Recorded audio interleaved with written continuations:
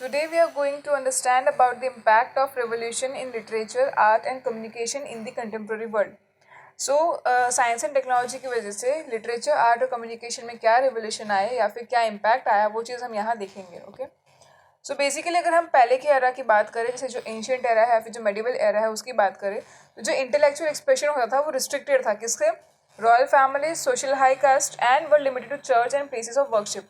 सो जो intellectual expression है वो हमें यहाँ पे देखने मिलता था, जैसे जो रॉयल फैमिलीज हो गया या फिर जो हाई कास्ट है या फिर जो चर्चेस है, जो प्लेस ऑफ वर्शिप है, वहाँ पे हमें इंटेलेक्चुअल एक्सप्रेशन देखने मिलता था.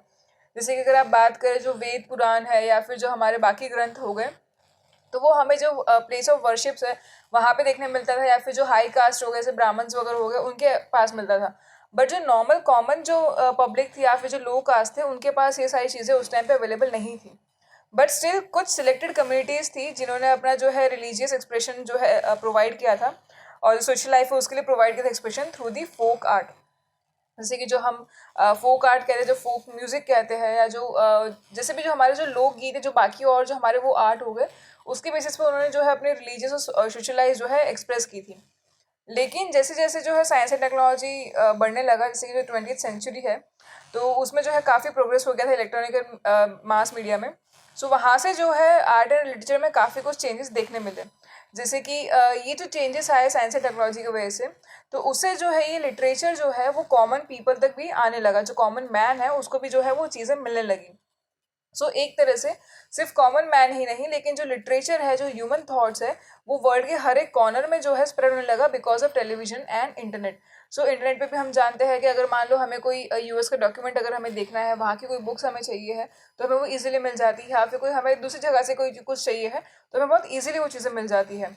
सो जो मैथ्यू अर्नोल्ड है उन्होंने भी कहा है कि in this time of globalization culture makes us familiar with the genuine knowledge of contemporary time.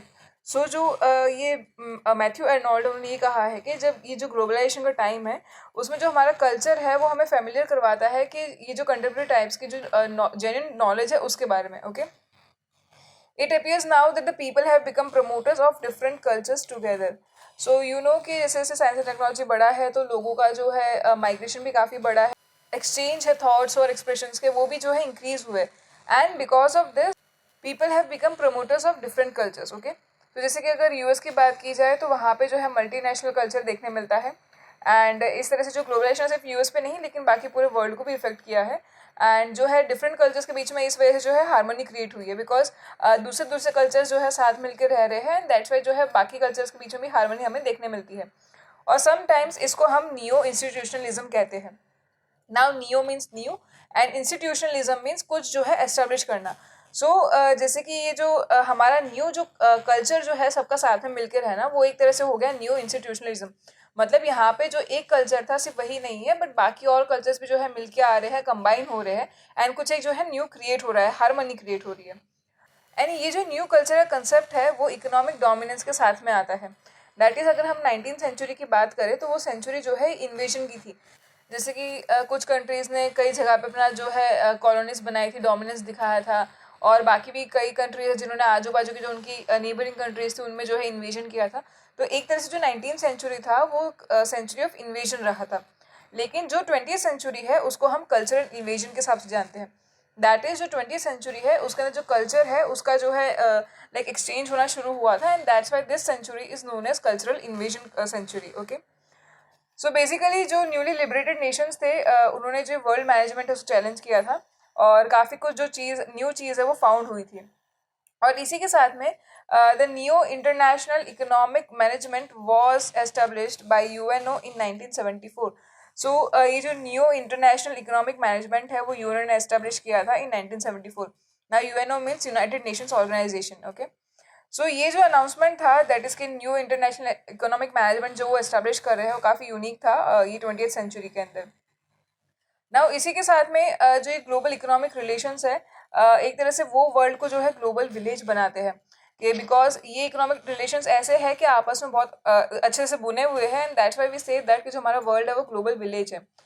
And also जो पीपल या लीडर है जैसे कि Mahatma Gandhi, Martin Luther King, Nelson Mandela and Mother Teresa, ये जो है सारी सोसाइटी इनको वर्शिप करती है. And also the theory of humanism has spread all over the world. So जो ह्यूमनिज्म की जो थियोरी है वो भी जो है ये साइंस एंड टेक्नोलॉजी की वजह से काफ़ी स्प्रेड हुई है. So this was about that. Now moving on to the next topic, that is mass communication, printing and electronic media. So अभी तक हमने ऊपर लिटरेचर के बारे में देखा, अब यहाँ पे हम कम्युनिकेशन की बात करेंगे, that is printing and electronic media. So mass media में क्या क्या आ जाता है? Cinema, television, radio, newspaper, journals etcetera, ये सारे जो है हमारे एक तरह से हम मास मीडिया में काउंट करते हैं. सो अगर सिनेमा की बात करें तो cinema was born in 19th century, but ये आज के दिन में काफ़ी एंटरटेनिंग जो है मीडियम हो गया है पूरे वर्ल्ड ओवर में. Then Dada Saheb Phalke began the age of movies in India by making the Indian movie Raja Harishchandra in 1913. So Dada Saheb Phalke ने जो है इंडिया में ये मूवीज़ का एरा शुरू किया था by making an Indian movie Raja Harishchandra in 1913. So जैसे कि अगर आप आज भी देखें तो दादा साहेब फाल्के अवार्ड्स भी है, वो उनके लाइक मेमोरी के हिसाब से दिया जाता है इन दी फिल्म इंडस्ट्री. पर जो फिल्म इंडस्ट्री है it started to work with full force in US and Europe by very beginning of 20th century. So 20th century के स्टार्ट में दैट इज़ 1901 से जो है यूएस और यूरोप में जो है ये फिल्म इंडस्ट्री काफ़ी फुल फोर्स पे वर्क करते हुए दिखाई दे रही थी. एंड ये जो अगर हम मूवीज़ की बात करें आज तो काफ़ी सारे लैंग्वेज में बनाई जाती है. एंड ऑल्सो एक तरह से मूवी एक तरह से जो आर्ट है जैसे कि ड्रामा और डांस है तो उसका एक फॉर्मेट बन गया है. नाउ ये जो मूवीज़ है वो किस वजह से एग्जिस्टेंस में आई थी? Because of printing technology and the electronic media. ये दो टेक्नोलॉजी नहीं होती तो मूवी शायद आज एग्जिस्टेंस में नहीं होती, बट इनके वजह से जो है मूवी एग्जिस्टेंस में आई थी. इसी के साथ जो फ्रांस था वो लीडर था फिल्म इंडस्ट्री में during the first world war, but later जो है काफ़ी लाइक कंट्रीज़ में जो है ये डेवलप होने लगा था. देन कुछ एक्टर्स है जो काफ़ी फेमस है जैसे कि चार्ली चैपलिन, सर्जी एनस्टाइन, अकीरा, सत्यजीत रे, एल्फ्रेड हिचकॉक, स्टीफन स्पिलबर्ग, ये सारे ऐसे एक्टर्स हैं जिन्होंने लोगों को जो है काफ़ी एंटरटेन किया है एंड आज भी इनकी एक्टिंग की वजह से लोग इनको याद करते हैं. Then coming on to the print media we have news journals. So news journals जो है काफ़ी इंपॉर्टेंट रहे हैं और एक तरह से जो ये इलेक्ट्रॉनिक मीडिया और जो ट्रांसपोर्टेशन का जो एज है उसमें भी जो है इनका एग्जिस्टेंस रहा है. सो ये जो न्यूज़ चैनल है वो रेडियो और टेलीविजन के बीच के है. जैसे रेडियो में हमें वॉइस मिलती है, टेलीविजन में वॉइस और लाइक इमेजेस दोनों मिलती है. न्यूज़ चैनल में जो हमें है इमेजेस और जो राइटअप है वो हमें देखने मिलता है. तो जो ये डेली न्यूज़पेपर है वो काफ़ी सारे लैंग्वेजेस में जो है पब्लिश होते हैं पूरे वर्ल्ड में, and thousands of news channel जो है वो इंडिया में पब्लिश होती है in regional and national level. Then जो प्रिंट मीडिया है वो काफ़ी की रोल प्ले करता है रियलिटी दिखाने में कंट्री की जो पॉलिटिकल इकोनॉमिक सिचुएशन है उसके लिए. एंड इसका लॉन्ग लास्टिंग इम्पैक्ट जो है जो लोग हैं उनकी मेंटलिटी पे देखने मिलता है. नाउ कुछ रूलर्स ऐसे भी थे जिन्होंने जर्नलिज्म को जो है रूइन किया था. जैसे कि हम बात करते हैं, एक तो है वाटरगेट स्कैम एंड एक है बॉफर स्कैम. सो ये वाटरगेट स्कैम में क्या हुआ था कि जो प्रेसिडेंट थे यूएस के उन्होंने अपने पॉलिटिकल ओपोनेंट के ऊपर जो है लाइक जो फ़ोन था वो टैप करवाया था. एंड बिकॉज ऑफ दैट जो प्रेसिडेंट थे उनको उनका इम्पीचमेंट हुआ था, उनको रेजिग्नेशन देना पड़ा था. सो बेसिकली जो फ़ोन टैपिंग का जो स्कैम है उसको हम वाटरगेट स्कैम कहते हैं. देन बॉफर स्कैम में क्या हुआ था? It was a scam related to weapons contract. मतलब ये पॉलिटिकल स्कैम था वेपन्स कॉन्ट्रैक्ट के लिए between India and Sweden. So यहाँ पे जो है इंडिया के एंड स्वीडन के जो कुछ पॉलिटिकल लीडर्स थे उनको इम्प्लीकेट किया गया था and it was regarding that weapons contract. So basically ये दो जो स्कैम हुए थे वो उजागर हुए थे बिकॉज ऑफ दिस न्यूज़पेपर्स और जो उनकी जर्नलिज्म है उसकी वजह से. तो यहाँ पे जो है उनकी स्ट्रेंथ देखने मिलती है. Then we have Associated Press in the US, Reuters in Britain, Asian News Agency in France that actively work in this sector. So जो scams है या फिर जो लोगों को जो अवेयरनेस क्रिएट करनी है या फिर जो है पॉलिटिकल और इकोनॉमिक सिचुएशन के बारे में बताना है, तो ये सारी जो प्रेसेस है वो काफ़ी लाइक अच्छे वे में काम कर रही है, एक्टिवली काम कर रही है. Then we have United News of India and Press Trust of India are government news agencies in India. So ये दो जो है वो गवर्नमेंट एजेंसीज है, न्यूज़ एजेंसी है इंडिया के अंदर. नाउ ये जो न्यूज़ एजेंसी है वो सिर्फ like political situation, economic situation provide नहीं करती है, बट यहाँ पे हमें जो है फोटो गैलरीज भी इनके हिसाब से मिल जाती है. एंड ऑल्सो जो एडवर्टीजमेंट और अनाउंसमेंट करने होते हैं उसका भी जो है काफ़ी लाइक बड़ा पार्ट होता है न्यूज़ चैनल के अंदर. मतलब यहाँ पे जो अगर आप न्यूज़पेपर देखें उसमें काफ़ी सारे एडवर्टीजमेंट्स और जो आपको अनाउंसमेंट्स है वो भी देखने मिलते हैं. Now we have the next media as radio. तो जो रेडियो है वो भी काफ़ी इंपॉर्टेंट मीडियम है एंटरटेनमेंट और इन्फॉर्मेशन के लिए, बट वो रूरल और जो कॉमन पीपल है उसके बीच में ज़्यादा देखा जाता है सिंस 1920. सो जैसे कि बीबीसी हो गया and the voice of America हो गया, ये काफ़ी रिनाउंड जो है चैनल्स है और ये काफ़ी पंचुअल और जो वर्दी सर्विस है उन्होंने वर्ल्ड को प्रोवाइड करी है. देन इंडिया में जो आकाशवाणी है वो काफ़ी फेमस है अपनी सर्विस के लिए एंड इंडिया के हर एक कोने में जो है ये आकाशवाणी सुनी जाती है. इसी के साथ में कुछ एफएम चैनल्स भी है जो काफ़ी फेमस है एंटरटेनिंग के लिए. and they are famous since the last decade of 20th century. So this was about the radio. Then moving further we have television. तो जो टेलीविजन है वो हमारा ऑडियो विजुअल होता है, मीन्स यहाँ पे हमें ऑडियो भी सुनने मिलता है और हमें जो है वो विजुअल जैसे जो पिक्चर्स है वो भी हमें देखने मिलते हैं. सो बेसिकली जो ब्रॉडकास्टिंग है वो 1936 में शुरू हुई थी एंड जो वर्ल्ड है आज वो जॉइंटली शेयर करता है ये information entertainment through this television. So ये जो टेलीविजन है उसके हिसाब से जो है काफ़ी सारी अपॉर्चुनिटीज़ मिलती है बिजनेस को, और जो है वहाँ पे भी हमें जो है टेलीविजन पे एडवर्टीजमेंट दिखने मिलते हैं. तो जैसे कि जो सैटेलाइट का इन्वेंशन हुआ था उसके बाद जो है टेलीविजन में भी काफ़ी कुछ चेंजेस देखने मिल रहे हैं और इनफैक्ट आज तक जो है चेंजेस चले आ रहे हैं. जो टेलीविजन है वो भी सोशल अवेयरनेस के लिए काफ़ी इंपॉर्टेंट रोल प्ले करता है, और जो केबल नेटवर्क्स है उन्होंने भी जो है काफ़ी ग्रेट रेवोल्यूशन के अंदर जो है हेल्प की थी. Now there are certain channels like CNN, Discovery, Asian Age, National Geographic and Star channels जो बहुत एंटरटेन कर रहे हैं लोगों को in today's time, and this channels have become indispensable part of life. Then Doordarshan the government channel was launch in 1980. इसके अलावा जो दूरदर्शन जो काफ़ी फेमस हमारा गवर्नमेंट चैनल है वो 1980s में लॉन्च किया गया था. So this was about the mass media. Then moving on further, we have the impact of daily journals and social media over the society and culture. So जैसे science and technology का invention हुआ काफ़ी सारी चीज़ें जो है society में changes जो है देखे गए थे, कल्चर में चेंजेस देखे गए थे, एंड एक तरह से हमने ऊपर भी देखा जो कल्चर है वो स्प्रेड हो रहा है all over world. So that is because of the science and technology. And also ये जो साइंस एंड टेक्नोलॉजी उसकी वजह से काफ़ी टेरेबल डेंजर्स भी जो है हमें देखने मिलते हैं सेम कल्चर एंड सोसाइटी के ऊपर. ना कुछ जो कल्चर है वो थ्रेटेंड है बिकॉज इतना जो है डेवलपमेंट हो रहा है कि जैसे कि जो कुछ कल्चर्स है वो मेंटेन नहीं कर पा रहे हैं. जैसे कि अगर हम ट्राइबल एरियाज़ की बात करें अगर, तो वहाँ पे अगर डेवलपमेंट जैसे होता है तो जो है बाकी वर्ल्ड के साथ में कॉन्टैक्ट में आते हैं तो कुछ चांसेस है कि वहाँ के जो कल्चरल वैल्यूज़ है वो जो है लाइक ख़त्म हो जाएंगे.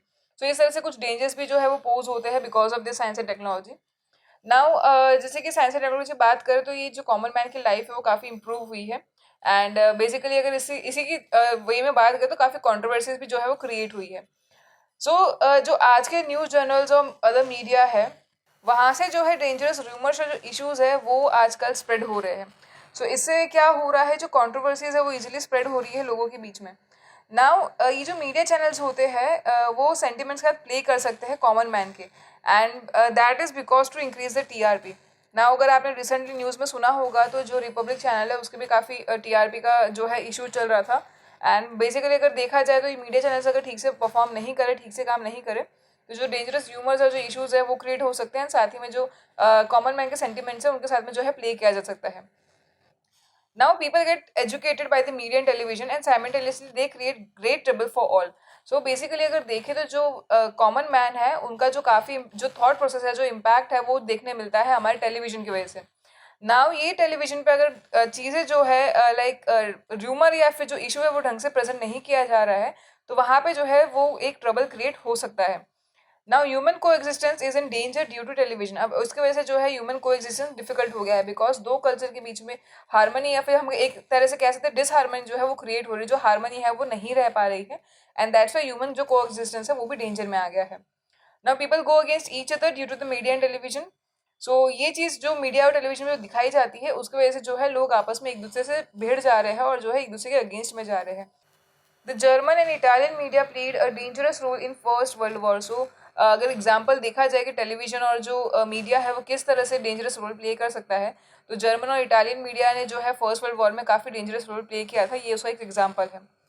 Then instead of raising fundamental issues the Indian media focuses on political discussion. So अगर आज के अगर मीडिया की बात करें तो जो मीडिया है वो फंडामेंटल इशूज़ की जगह पे जो है पॉलिटिकल डिस्कशन ज़्यादा शो कर रहा है.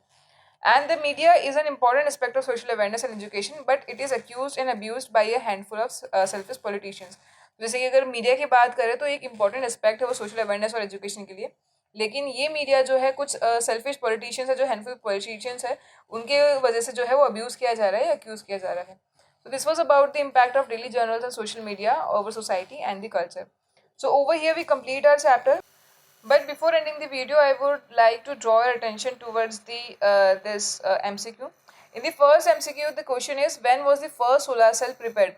So the answer is 1954. But in option you do not have this answer.